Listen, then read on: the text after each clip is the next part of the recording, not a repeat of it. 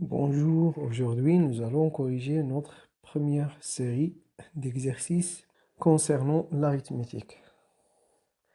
Alors dans cette série, j'ai choisi certains exercices que j'ai trouvés un peu intéressants. J'ai posé certaines questions qui touchent presque tous les chapitres du cours d'arithmétique et que j'ai trouvé très importants et essentiels. Nous allons étudier la parité de certains nombres. Nous avons ici 2n plus 7, 4n carré plus 5, n carré plus n plus 2 et n carré plus 13n. Ce sont tous des entiers naturels. N est un entier naturel qui varie. Nous avons déjà vu certaines applications ressemblent à cet exercice. Je vous conseille de voir les vidéos précédentes puisqu'on ne va pas détailler comme précédemment.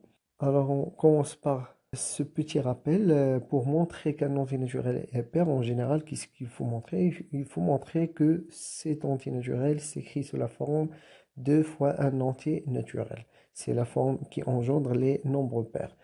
Également pour les nombres impairs, nous avons une formule générale, c'est 2 fois un entier naturel plus 1. C'est la forme qui engendre les nombres impairs. Alors nous avons ici 2n plus 7. Alors ça, si vous remplacez ou bien si vous donnez à n quelques valeurs, vous allez trouver que c'est toujours un nombre impair. Donc il faut montrer que ce nombre s'écrit sous la forme 2 fois un entier naturel plus 1. La méthode est très simple, on a déjà fait quelques exercices qui ressemblent à ça. Alors 2n plus 7 est égal à quoi? Tout simplement, on va factoriser par 2.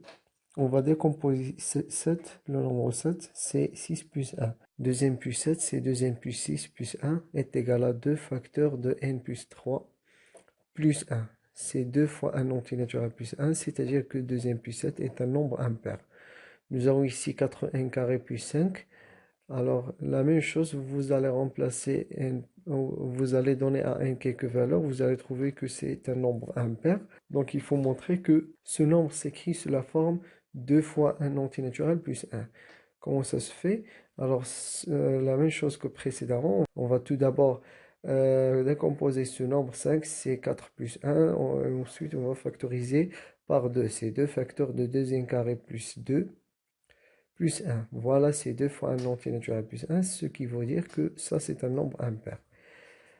Le troisième nombre, c'est n carré plus n plus 2. Alors ici, on va utiliser une certaine propriété correspond au produit de deux nombres consécutifs. Alors, rappelez bien que le produit de deux nombres consécutifs est toujours un nombre pair. Ici, on va factoriser par n, c'est n facteur de n plus 1 plus 2. Nous avons ici deux nombres consécutifs, c'est n et n plus 1. Et nous avons également leur produit, donc ce sera un nombre pair. Puisque 2 est un nombre pair, alors ici un nombre pair plus un nombre pair, leur somme, ça donne un nombre pair également. Par suite, n carré plus n plus 2 est un nombre pair. Le dernier nombre, n carré plus 13n. Alors, la même chose, nous allons décomposer 13n. 13n est égal à quoi? C'est n plus 12n. La même chose que précédemment, n carré plus n est égal à quoi? C'est n facteur de n plus 1, c'est-à-dire le produit de deux nombres consécutifs. Plus 12n, on sait que 12 c'est un nombre pair, multiplié par n, ça reste un nombre pair. Ça c'est un nombre pair et le produit de deux nombres consécutifs est un nombre pair. Et donc la somme de deux nombres pairs est un nombre pair. Par conséquent, ce nombre n carré plus 13n est un nombre pair.